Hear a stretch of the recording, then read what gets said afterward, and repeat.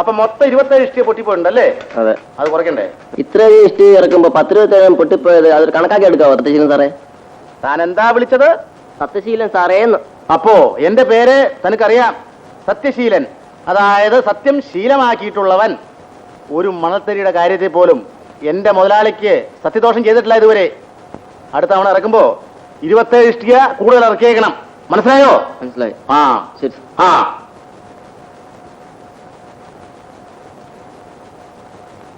അപ്പൊ ഇത് എത്രാമത്തെ ചാക്ക? 8. അപ്പൊ 10-ന് 8. 10 6 ഇട്ടാ മതി. മുതലാളിക്ക് വല്ല സംശയം തോന്നുന്നു. കഴിഞ്ഞ തവണ 8 ഇട്ടത്. എന്നാ 7 വീതം ഇട്ടോ. സത്യദോഷം ചെയ്യണ്ട. മിച്ചം വരുന്ന സിമന്റ് രാത്രി ഒരു കട്ടവണ്ടി പിടിച്ച് എന്റെ വീട്ടിലെത്തിച്ചേരെ. അയ്യോ, അത് നീ പേടിക്കണ്ടടാ കുട്ടപ്പ, നിന്നെ ഞാൻ മൈൻഡ് ചെയ്തോളാം. മുതലാളി വരണം. എടാ, വടക്കേ ഇന്ത്യയിൽ ഈയിടെ ഒരു പാലം തകർന്ന് അതീ വീണ് കുളമായത് നീ വായിച്ചില്ലേ? എന്താ കാര്യമെന്നറിയാവോ? സിമന്റ്. സിമന്റാ? അല്ല, നിന്റെ തല. എന്താ സത്യശീല? അല്ല സാർ, ഈ സിമന്റ് മിക്സ് ചെയ്യുന്ന കാര്യം പറയായിരുന്നു. 10-ന് 8 ഇട്ടാ പോയെന്നാ കുട്ടപ്പൻ ചോദിക്കുന്നത്. 10-ന് 8 മതിയല്ലോ. അയ്യോ, അത് പോരെ സാർ. ഇപ്പോഴത്തെ സിമന്റ് അല്ലേ, വിശ്വസിച്ചുകൂടാ. അതുകൊണ്ട് 10-ന് 9 തീർച്ചയായും ഇടണമെന്ന് ഞാൻ പറയുകയായിരുന്നു. 10-ന് 8 മതി, നല്ല സ്ട്രോങ് ആയിരിക്കും. ആ, എന്നാ കുട്ടു മതി ഏട്ടപ്പാ. അല്ല, 8 മതി കുട്ടപ്പാ. ആ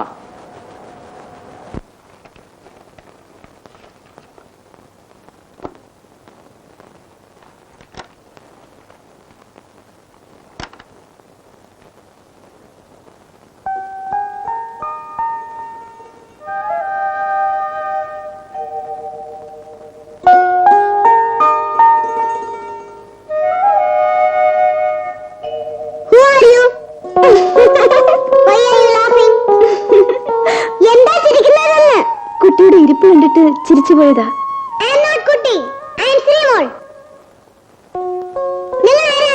ഞാൻ ഷീല, സാറിന്റെ പുതിയ പി ആണ്.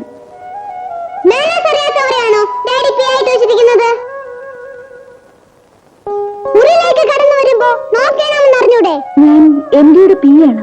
എം ഡി ഇല്ലാത്തപ്പോ പിയുടെ പെർമിഷൻ വാങ്ങി വേണം അകത്ത് കയറാൻ. എന്താ മോളെ ബഹളം വെക്കുന്നത്?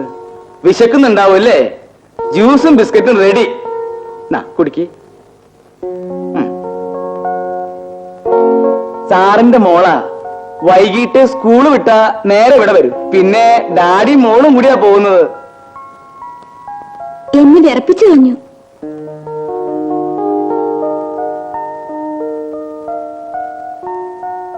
മോളെ, ഇത് ഡാഡിയുടെ പിയാ, വക്കച്ചന്റെ നാട്ടുകാരിയാ. അതുകൊണ്ടാ ഇത്തിരി കുറവ്. മധുരം കുറവാണെന്നോ? പഞ്ചാരപ്പം കൊണ്ടുവരാം.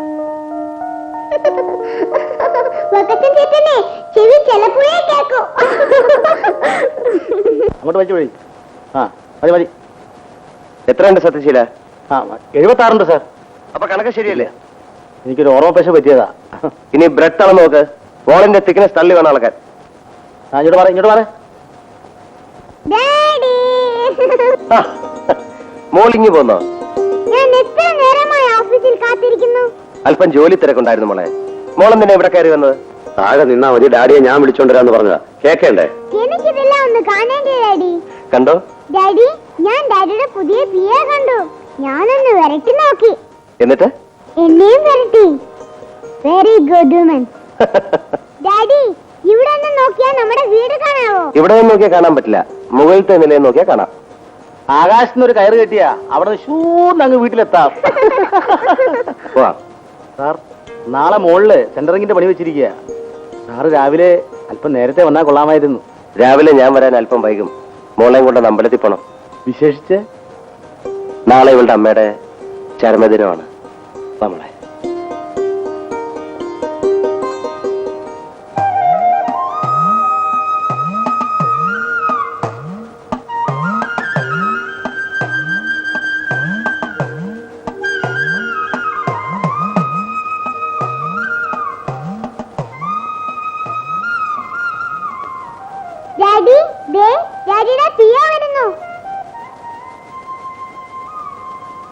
Good morning sir.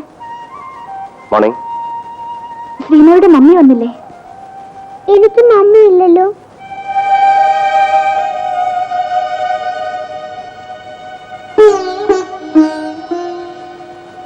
ഇന്ന് അവളുടെ അമ്മ മരിച്ചിട്ട് 6 വർഷം തികയാണ്.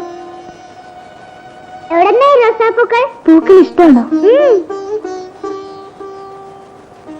പോവാം. ഞങ്ങൾ പോകട്ടെ പിയെ.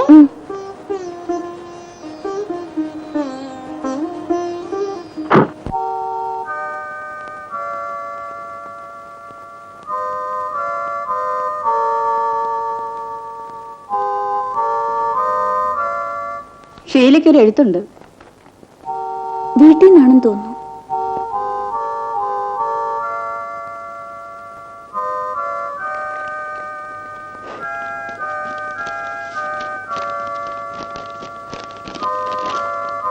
പ്രിയമുള്ള എന്റെ ഷീലയ്ക്ക് കത്ത് കിട്ടി. നഗരവും ഉദ്യോഗവും ഇഷ്ടപ്പെട്ടു എന്നറിഞ്ഞതിൽ സന്തോഷം. നീ പോയ ശേഷം നമ്മുടെ പ്രിയപ്പെട്ട ആൽത്തറയും പുഴക്കടവും ഒഴിഞ്ഞു കിടക്കുന്നു. ഒറ്റയ്ക്കായപ്പോൾ ഞാനിവിടെ ഓർമ്മകളുമായി നിൽക്കാറുണ്ട്. നീ ഇല്ലാത്തതുകൊണ്ട് ഒരു രസവുമില്ലടി വണ്ണേ. അമ്മായിക്ക് പ്രത്യേകിച്ച് വിശേഷമൊന്നുമില്ല. നീ എന്നാണ് നാട്ടിലേക്ക് വരിക? നഗരത്തിന്റെ വർണ്ണപ്പയറ്റിൽ ഗ്രാമത്തിന്റെ ശാലീനത കൈമോശം വരാതെ സൂക്ഷിക്കുക. നിർത്തട്ടെ. സസ്നേഹം. എന്റേത് മാത്രമായ ഷീലയ്ക്ക് നിന്റേത് മാത്രമായ ഗൗതമേട്ടൻ.